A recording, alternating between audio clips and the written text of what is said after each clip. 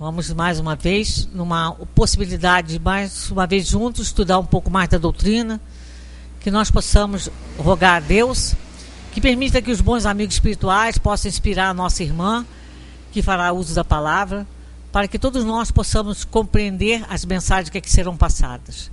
Que Deus nos auxilie, que Jesus esteja conosco e os bons amigos espirituais que trabalham nessa casa possam assistir e amparar cada um que aqui se faz presente. Graças vos damos, que assim seja.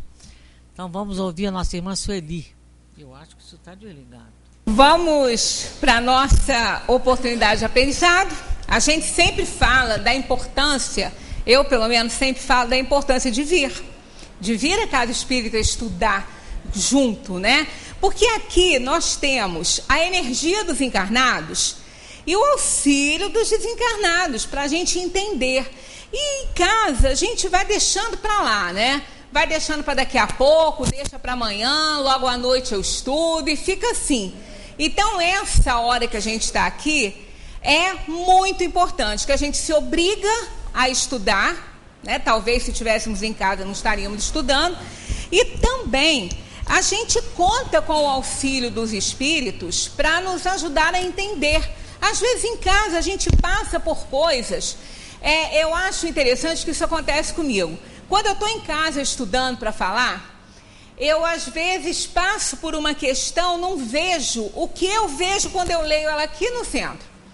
Então é diferente, aqui a gente tem o auxílio dos amigos nos chamando para a determinados detalhes ali na questão, que às vezes a gente em casa não vê, a gente se distrai, uma pessoa chama, o telefone toca, né? E aqui nós estamos voltados para essa atividade.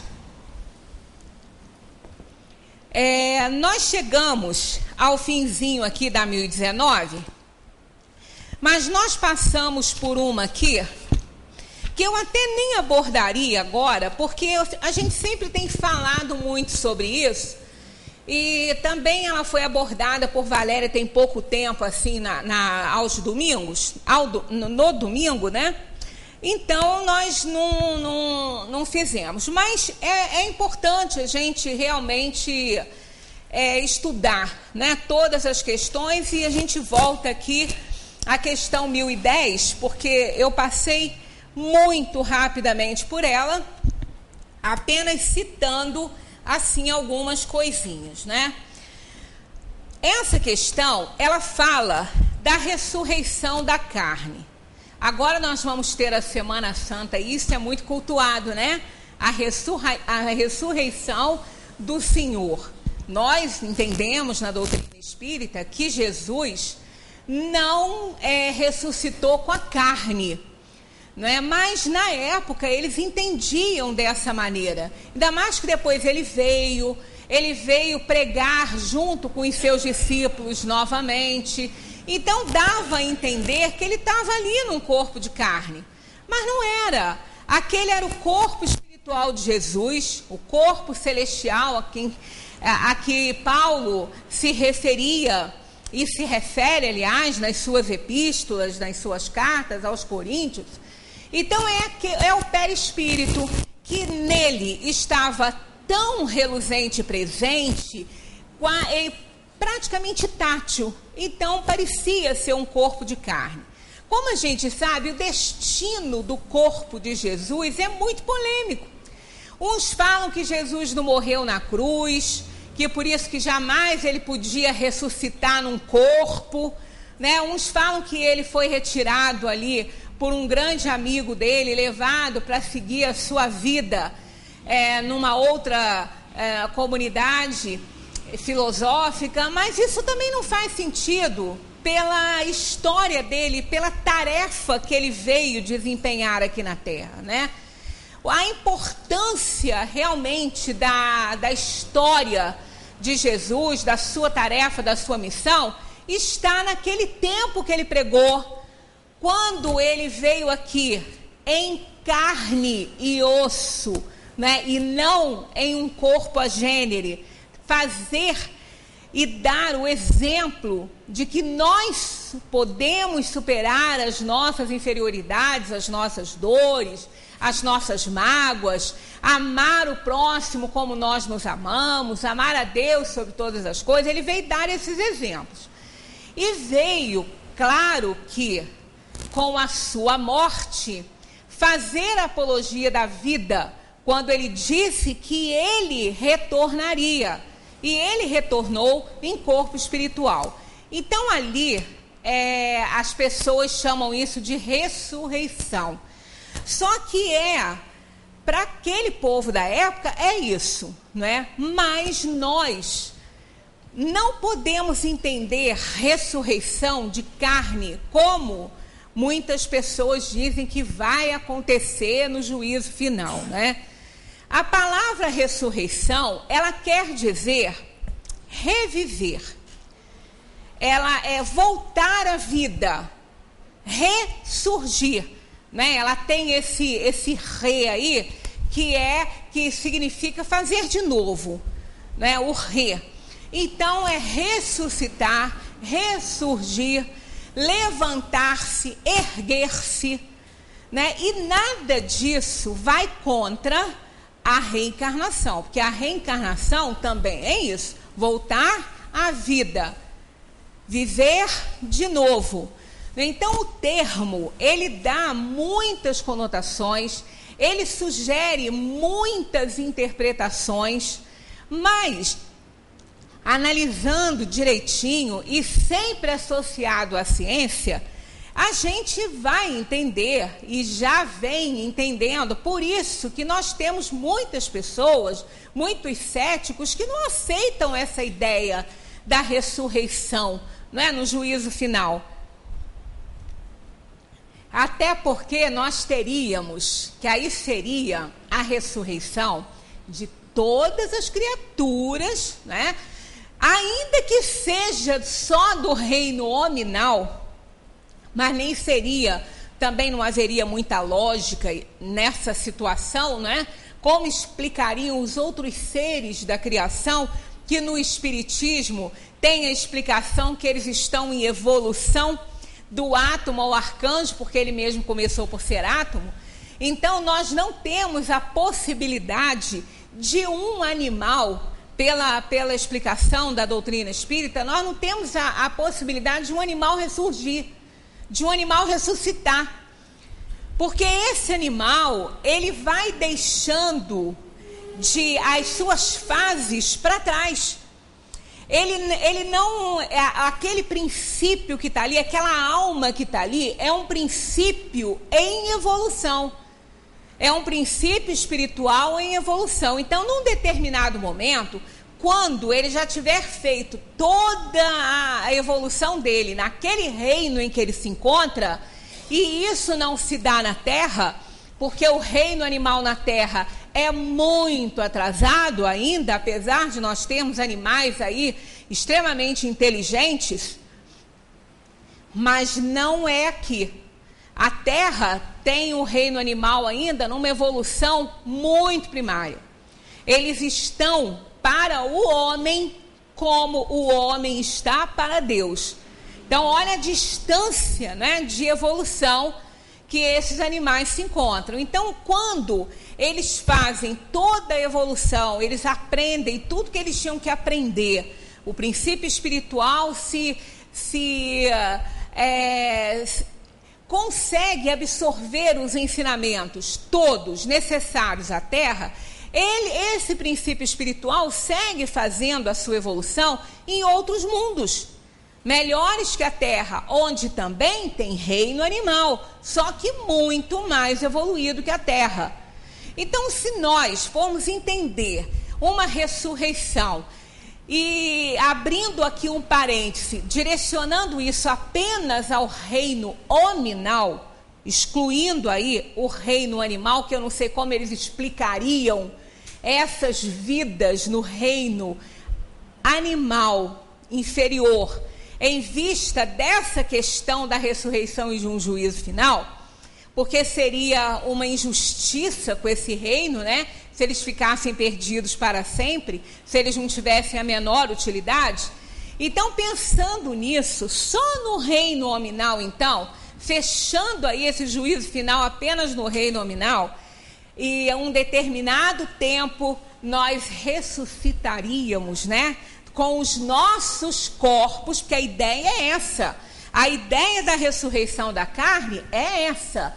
É ressurgir, a ressurreição da carne, tá? Não é a palavra ressurreição sozinha. É ela acompanhado dessa locução adjetiva aí da carne, né? Ressurreição da carne. Então, voltando os olhos para essa ideia da ressurreição da carne, no juízo final, que eu não sei como nem quando isso se daria, a gente não sabe, né? E não tem muita ideia para pensar. A gente não consegue levar o nosso pensamento a uma situação dessa e encontrar uma resposta. Mas ainda que isso aconteceria, nós ressurgiríamos com a nossa aparência atual, com a nossa carne, com a aparência que nós temos. Porque aí nós estamos dentro da ideia da unicidade de existência. Ressurreição da carne sugere a unicidade de existência, uma vida só. Então nós vamos morrer, vamos dormir, né? Não vamos morrer, nós vamos dormir. E isso também tem a ver com as Escrituras, porque eles se referiam à morte lá no Evangelho, no Velho Testamento, principalmente no Velho Testamento, porque o Velho Testamento está assim de ideias reencarnacionistas. Então eles se referiam e diziam que aqueles iriam deitar-se junto aos seus pais. O que eles queriam dizer com esse deitar-se junto aos seus pais é que eles não tinham morrido. Eles estariam junto aos pais. E o deitar-se, né, e depois ressurgir através do voltar à vida, do erguer-se, seria voltar à vida. Mas aí não está acoplada a locução da carne, e sim apenas a ressurreição. Então imaginemos, num determinado momento, não sabemos quando, todos os seres que já viveram se levantando com seus corpos. Nós teríamos o homem de Neandertal, os primatas homines, todo mundo levantando, porque eles também eram humanos. Eles só não tinham a aparência evoluída que nós temos, mas eles tinham espíritos humanos. Eles eram espíritos que estavam chegando à Terra para fazer sua evolução, mas eram espíritos criados por Deus como espíritos humanos. Imaginaríamos hoje, então, aqueles homens da caverna se levantando, porque eles viam a mesma coisa para nós, para eles, igualzinho. Né? Então, todos aqueles seres, e aí aquelas pessoas que morreram crianças, outras que morreram ao nascer, como é que ia ficar essa história? Eu realmente não consigo alcançar com o meu pensamento como é que ficaria isso aí no mundo. E ainda por cima, tem uma outra coisa que faz um impedimento enorme, que seria isso tudo restrito ao planeta Terra. Aboliria a ideia da pluralidade de mundos. Isso bate com a ciência também. Porque a ciência sabe que a Terra, tanto que eles gastam bilhões e bilhões de dólares procurando vida em outros planetas. Se eles não tivessem certeza que existe, eles não iam gastar esses bilhões e bilhões de dólares atrás disso. Mas se nós formos ver a Terra no contexto universal, ela não é nada, ela nem aparece quase. Ela é uma poeirinha no areal universal, uma poeirinha. E que se ela desaparecesse, para o contexto universal, não ia afetar em absolutamente nada. Então daí a gente acreditar que é só ela que é habitada, e nós, né? Nós, esses espíritos cheios de problemas, inferiores, carregados de vícios, merecemos ser os únicos habitantes do universo? É passar um atestado de burrice para Deus, que criou esse universo infinito, né? Porque a gente não consegue alcançar essa ideia, né, de finito, nem de infinito, nem isso a gente consegue fazer. Então imaginemos, né, passar realmente um atestado de burrice, colocar a Terra como rainha desse universo todo, a única habitada, e por seres como nós somos. Pior ainda é isso, que tem um senso de destruição aguçadíssimo, né? Destrói tudo que nem conhece, né? Não conhece, já está destruindo. É uma coisa terrível. Destrói o que conhece e o que não conhece. Então, claro que seria aí uma impropriedade, uma falta de lógica e muito menos uma falta de bom senso, né? Crermos numa situação dessa. Não poderíamos nem ser deístas, né? Nem crer num criador aí que a própria ciência já diz que existe. A própria ciência já diz que existe. Porque a maneira como a Terra foi criada, a maneira como a vida surgiu na Terra, nada disso poderia ter acontecido por acaso. Então existe um criador, existe alguém, uma inteligência suprema que criou e mantém com as suas leis universais toda a sua criação. Então, evidentemente que a Terra não seria a única habitada. Então, isso já coloca a ressurreição da Terra por baixo, né? Em queda. A ressurreição da carne, perdão, em queda. Então, vamos ver a questão de O Livro dos Espíritos. O dogma da reencarnação da carne é a consagração da reencarnação ensinada pelos Espíritos. Eles dizem: como quereis que seja de outro modo? Dá-se com essa expressão o que se dá com tantas outras, que só parecem desarrazoadas aos olhos de certas pessoas que a tomam ao pé da letra e por isso são levadas à incredulidade. Então, uma pessoa que ouviu, que foi criada nessa ideia aí de ressurreição da carne, basta ela se informar um pouquinho e começar a pensar, tanto que os livres pensadores, os céticos, abominam isso aqui, com certeza, porque não há a menor possibilidade de ressurreição da carne. Mais para frente a gente ainda vai ter mais certeza ainda na outra questão. Dá-lhe, portanto, uma interpretação lógica a esses a que chamais livres pensadores e admitirão sem dificuldades, precisamente porque raciocinam. Basta raciocinar. Não precisa ser religião, não precisa estudar nada para entender que isso é impossível. Ressurreição da carne é impossível.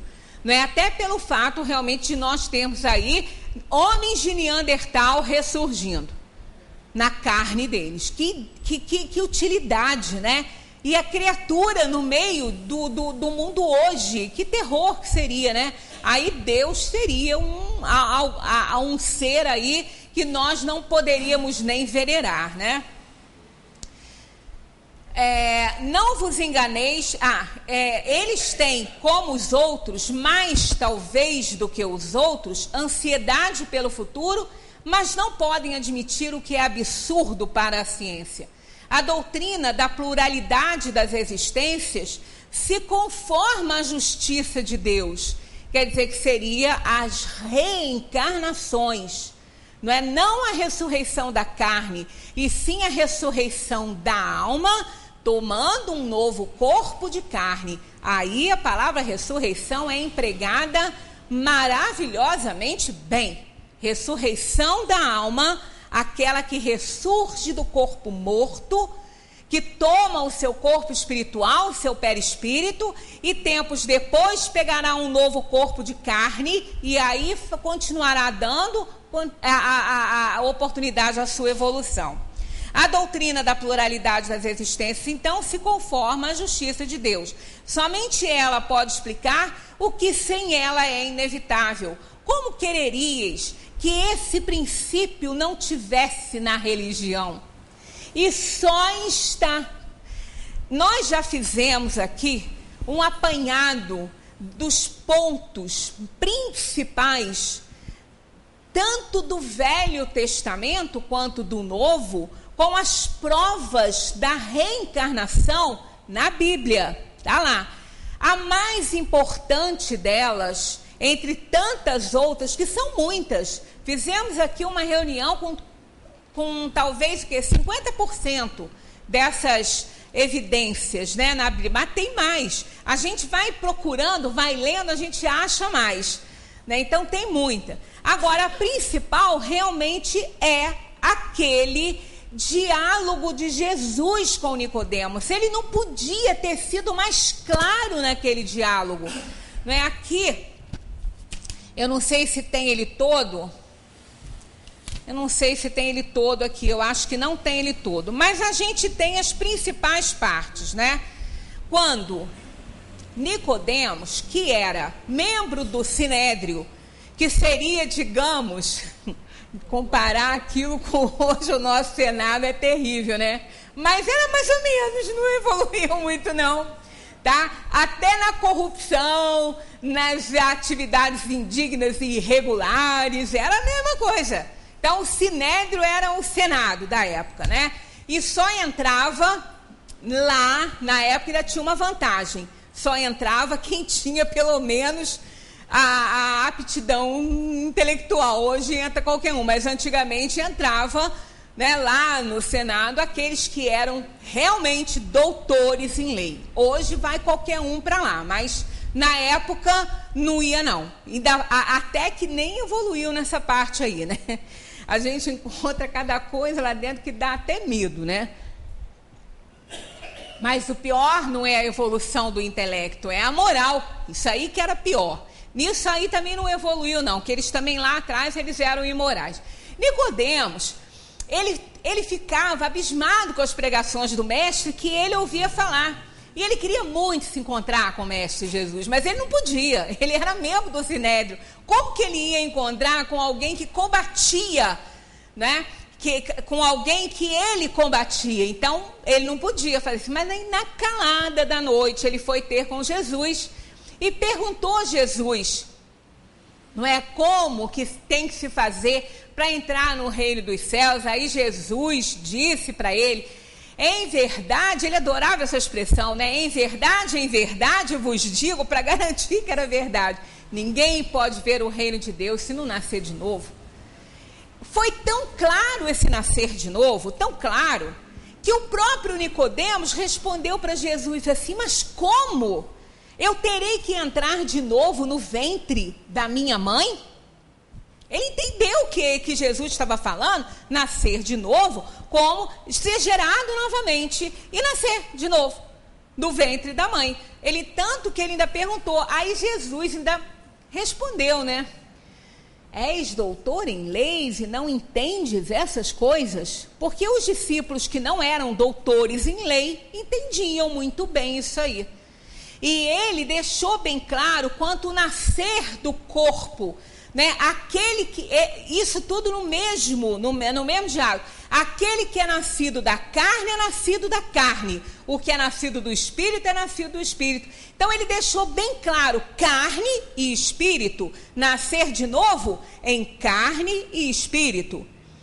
Não é? Então, aí dentro do mesmo diálogo ele fala nascer da água e do espírito. Primeiro ele fala nascer da água e do espírito, depois ele fala aquele que é nascido da carne é da carne, que é nascido do espírito é espírito.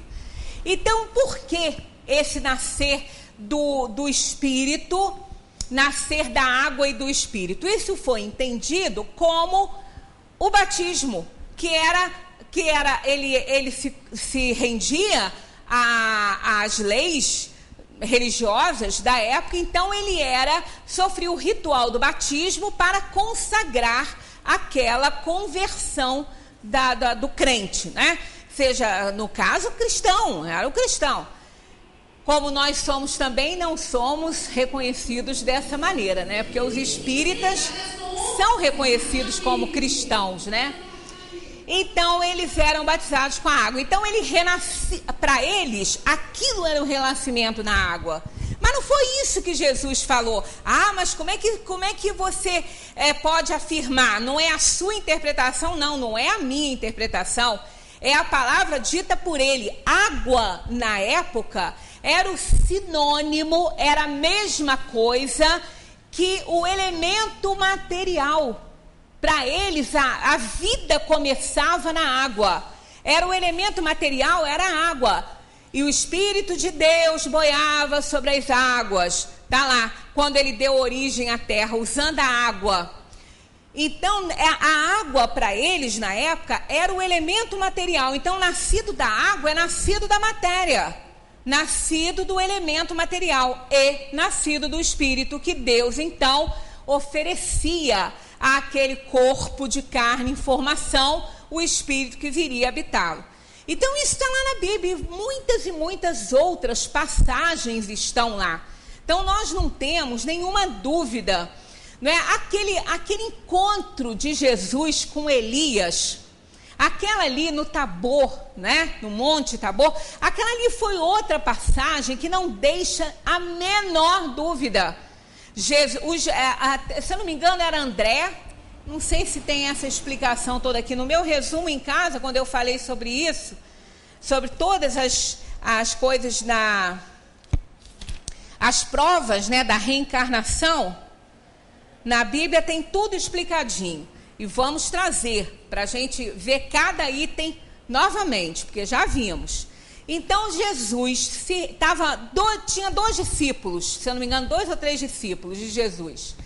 E ele se transfigurou nesse Monte Tabor e se encontrou com Elias.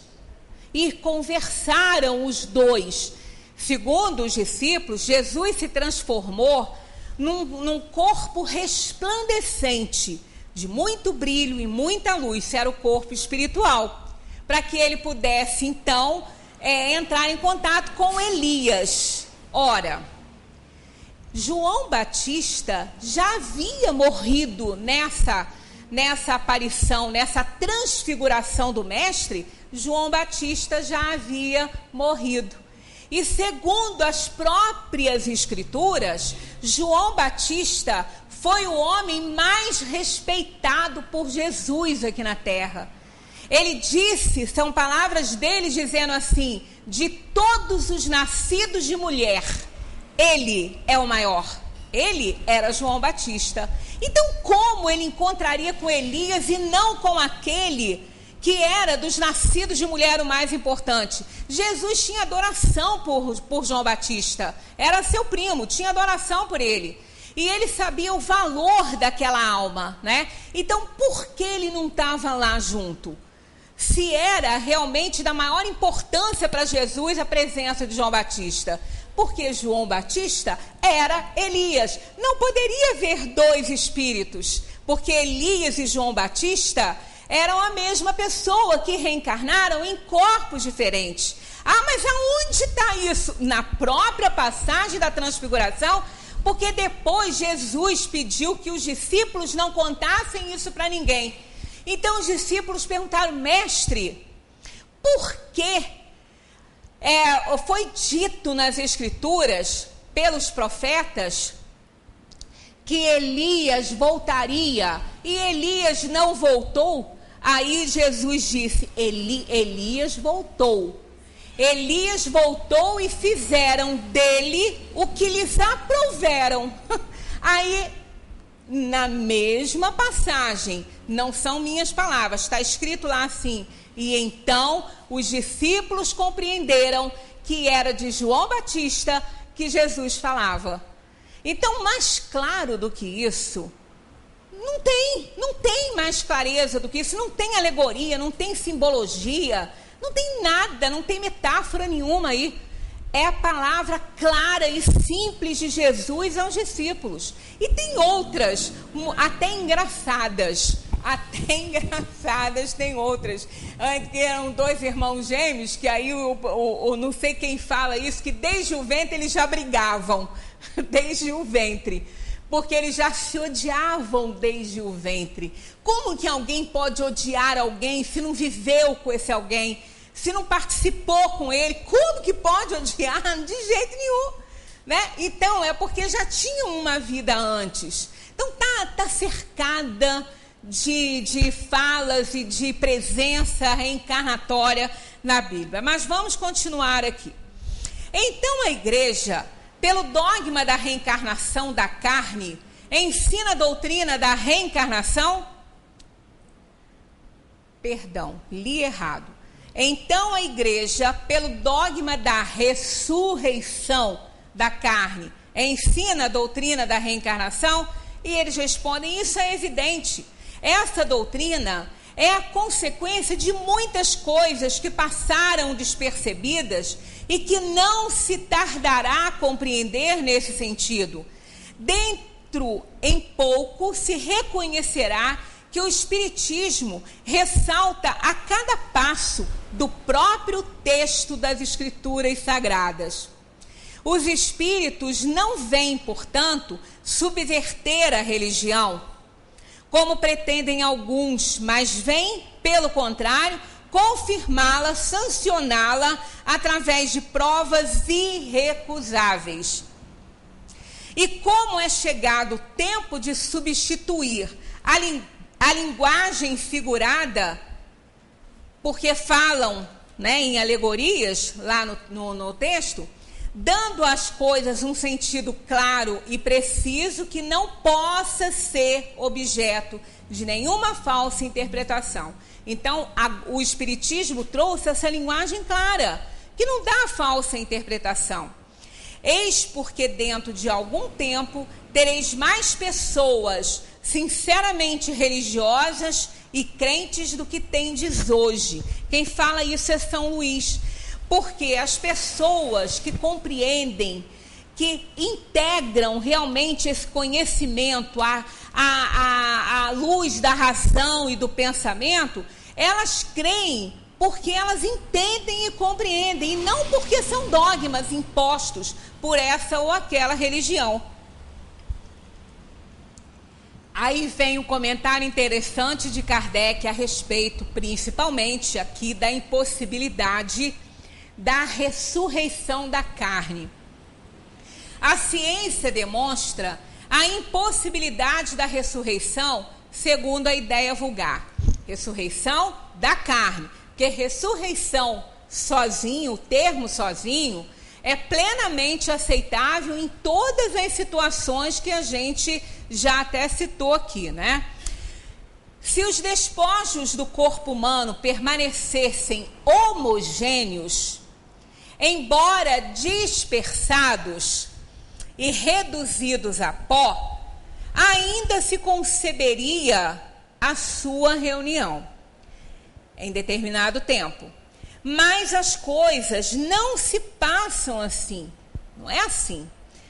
O corpo é formado por elementos diversos. Esses elementos, os principais elementos são o oxigênio, o nitrogênio, o hidrogênio, o carbono, o azoto, sem contar nos minerais. Sabe aonde que a gente vê isso direitinho? Quem não quiser pesquisar, pega um composto vitamínico que tem lá zinco, magnésio. Pois é, o corpo é composto de tudo isso, dos principais gases, o oxigênio, nitrogênio, hidrogênio, azoto, carbono, mais os elementos minerais todos. Por isso que a falta de zinco, a falta de magnésio causa problemas cardíacos, problemas mentais, porque o corpo é composto de tudo isso. Se esses elementos faltam no corpo, a gente adoece. Então o corpo tem tudo isso, está tudo agregado, está tudo montadinho, os átomos se agregaram de forma que esses elementos todos dessem a característica orgânica ao corpo. Porque essa mesa aqui também tem tudo isso, a parede também tem tudo isso, a água também tem. Se a gente pega um galão de água mineral, vai ver a composição dela.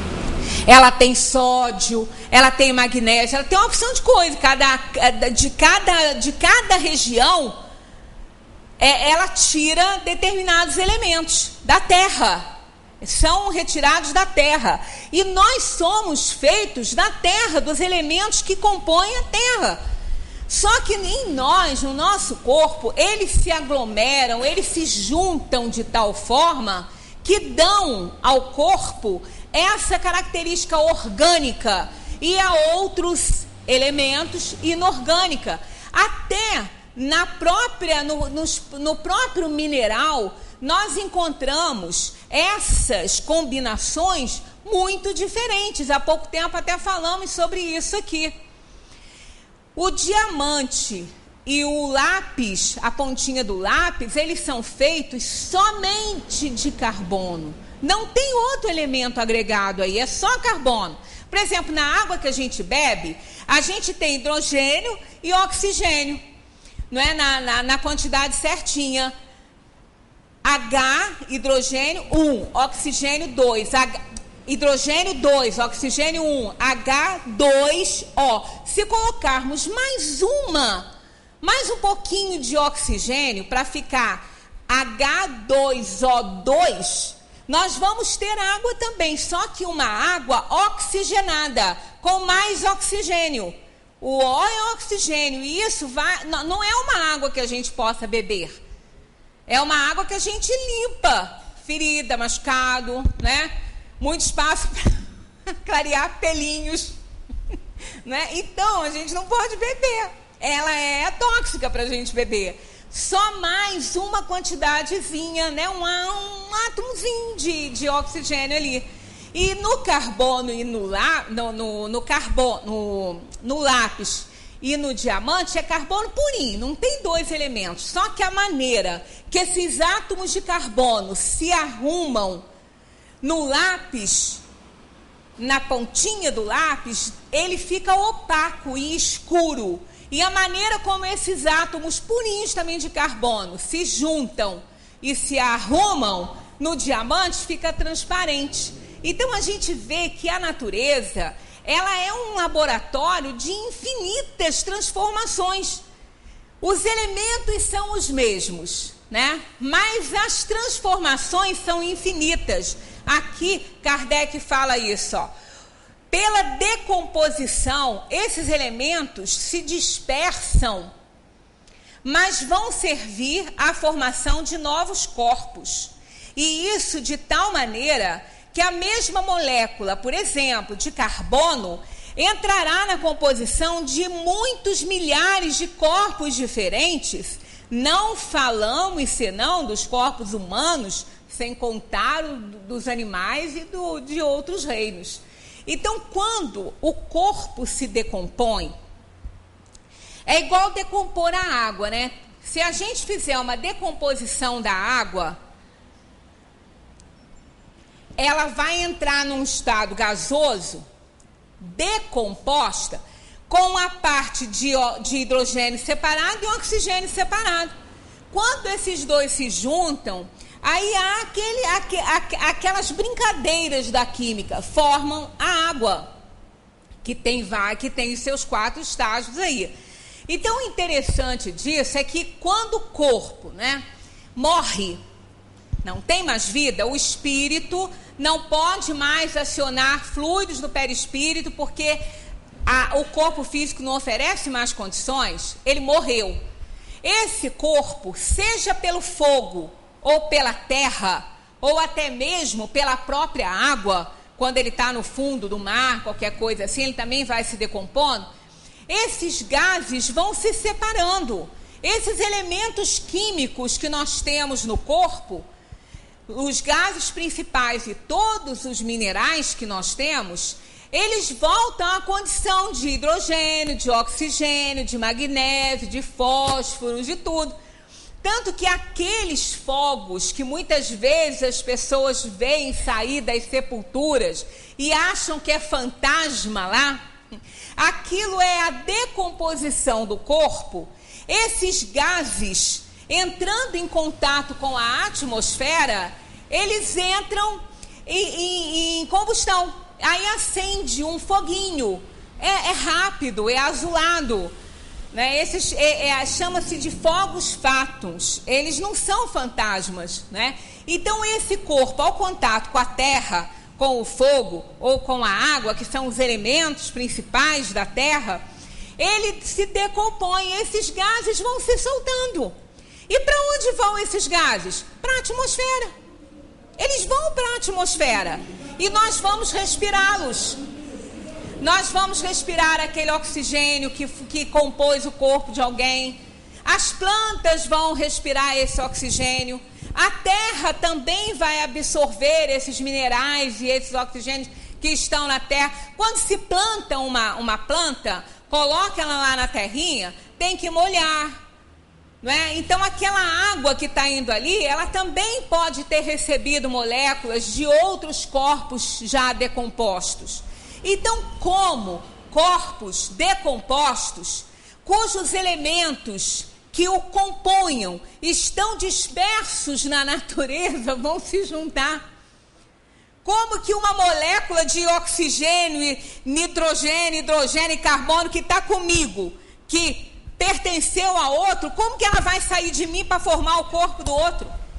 Quer dizer, isso, diante da ciência, é impossível.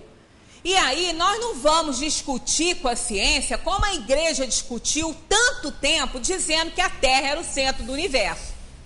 Então, discutir, questionar a ciência naquilo que ela está provando, aí é estultice, né? Não resta dúvida, ninguém faz isso hoje em dia. Então, claro que a ressurreição da carne é impossível. Não existe essa possibilidade. Agora, e quanto à ressurreição?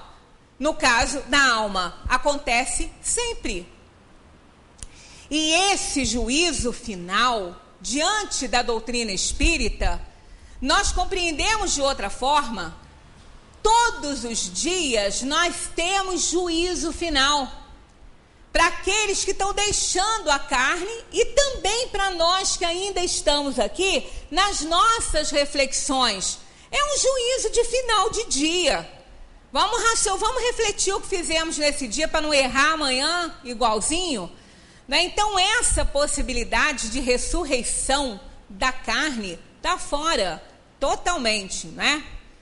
Não se pode, portanto, racionalmente admitir a ressurreição da carne. Há nisso uma impossibilidade material, senão como uma figura simbolizando o fenômeno da reencarnação. Aí sim a gente tem uma metáfora. Ressurreição da carne é a reencarnação. Então o que seria a ressurreição da carne? Os gametas masculinos e femininos se unindo através das uniões sexuais, dando aí oportunidade da formação de um corpo, fazendo a ressurreição da carne, não da maneira como se pensa, mas de uma outra forma. A ressurreição da alma acontece em todas as desencarnações. Nós temos a ressurreição da alma porque ela não morre. Né? Morre o corpo, nós somos imortais e não vamos morrer. Mas a alma ressurge em corpo espiritual, como Jesus ressurgiu em corpo espiritual, à espera de um novo corpo de carne, para dar sequência a essa evolução espiritual. É verdade que, segundo o dogma, essa ressurreição não deve ocorrer senão no fim dos tempos. Segundo o dogma, é no fim dos tempos. Quando é esse fim dos tempos? Não sabemos. Enquanto, segundo a doutrina espírita, ocorre todos os dias. Mas não há também, nesse quadro do julgamento final, uma grande e bela figura que oculta sob o véu da alegoria uma dessas verdades imutáveis que os céticos não rejeitarão quando forem reconduzidos à verdadeira significação?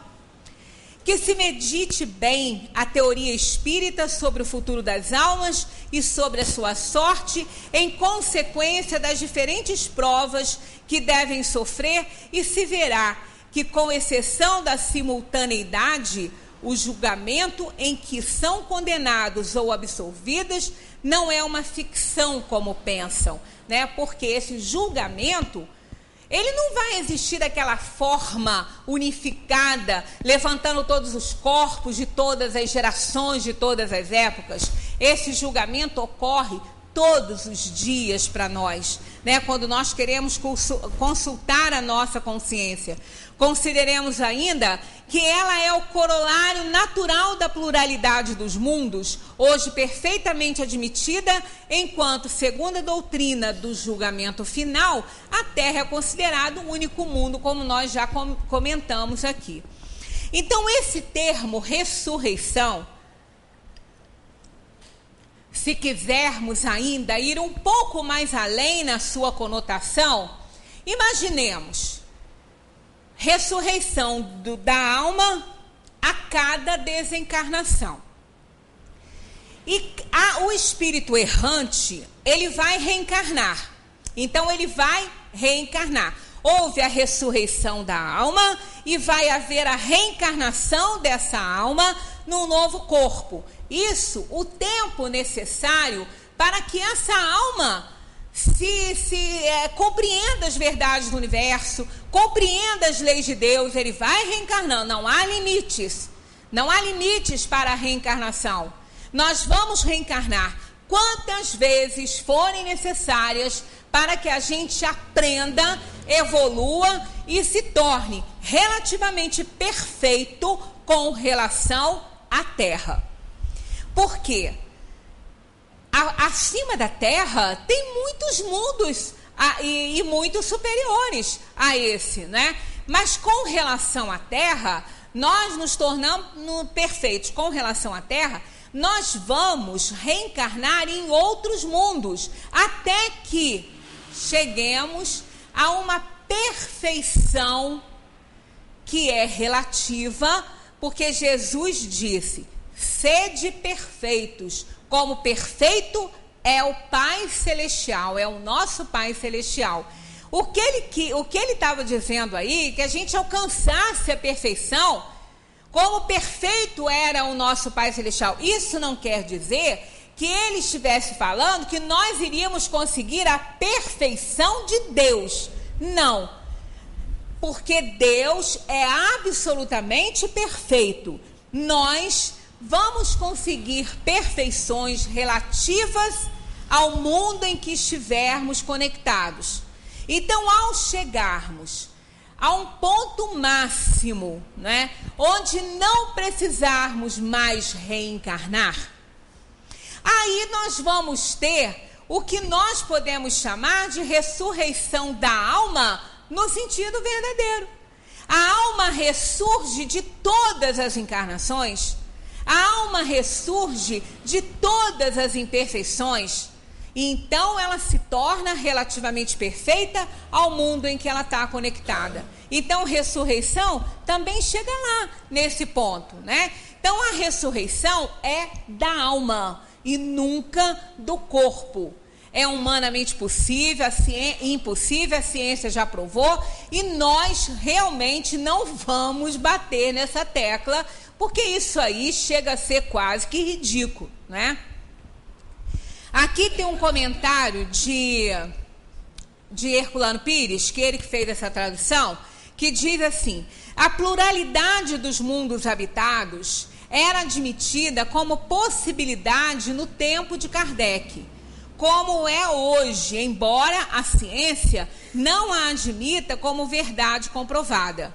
Flammarion publicou uma grande obra a respeito, traduzida para o português, A Pluralidade dos Mundos Habitados, e no prefácio de O Desconhecido e os Problemas Psíquicos, ele declara, com a sua autoridade de astrônomo, que Camille Flammarion era astrônomo, ele declara o seguinte: a imortalidade, através das esferas siderais, parece-me o complemento lógico da astronomia.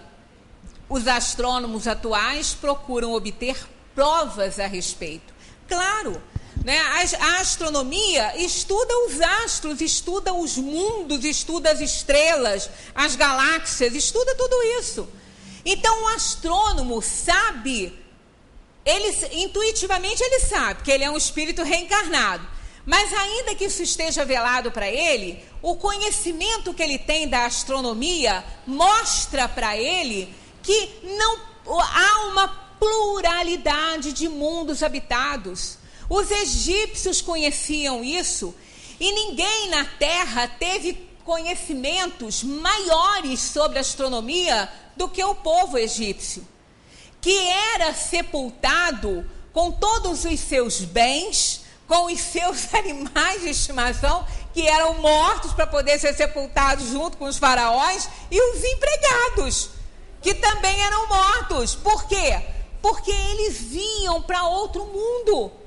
Eles iam viver, eles voltariam à vida, e eles iam precisar dos empregados, dos animais, do ouro, da riqueza, né? Só que esse povo, quando ele veio para a terra, esse povo egípcio, ele foi um daqueles povos degradados de um sistema superior.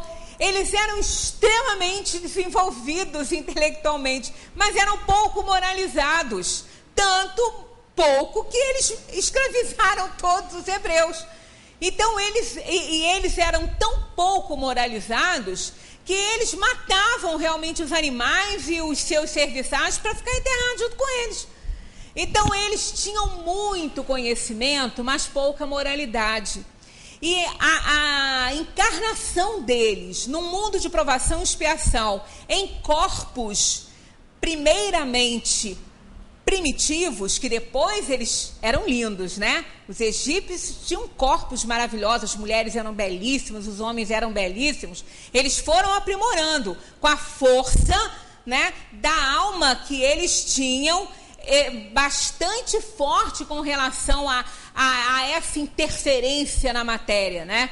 Depois eles evoluíram em termos de corpos, eram belíssimos, mas eles, quando chegaram aqui, não era assim não, eram em corpos de primatas. Por isso que eles ficaram com aquela ideia de que a desobediência à lei dava reencarnação num corpo de animal. Aí é a chamada metempsicose, que Pitágoras aprendeu com eles e que divulgou isso aí para o mundo. Por isso que nobres defendiam essa ideia, porque foram educados por eles. Então, eles eram criaturas que conheciam a pluralidade de mundos, tinham certeza da pluralidade de vidas, né? Então, isso não é, hoje, não é uma possibilidade, é uma realidade. E cada um, segundo lá o livro dos Espíritos, vai se curvar a isso. Então, todas as pessoas se tornarão espíritas? Não. Por quê? O espiritismo não é dono de nada. Todas as pessoas incorporarão as ideias que o espiritismo revela, porque não são dele, são da natureza. Então, a observação dos fatos vai dar a eles essa convicção, não a convicção espírita, mas a convicção das leis universais, cujo espiritismo revela como poderoso telescópio aí das leis universais. Felizmente, nós estamos nessa doutrina, estudando essa doutrina, clareando os nossos horizontes. Agora, não podemos esquecer de, junto com todo esse conhecimento, a gente lembrar da parte religiosa do espiritismo, porque é fundamental o aspecto religioso, né, das leis de Deus, porque não adianta nada saber muito e não fazer nada, não é? Não fazer nada daquilo que sabe, daquilo que incorpora como ideia real e só não serve para a prática, né, individual. Então, é com isso que a gente tem que ter muito cuidado, porque a quem muito é dado, o que acontece? Muito será cobrado. Muita paz para todos.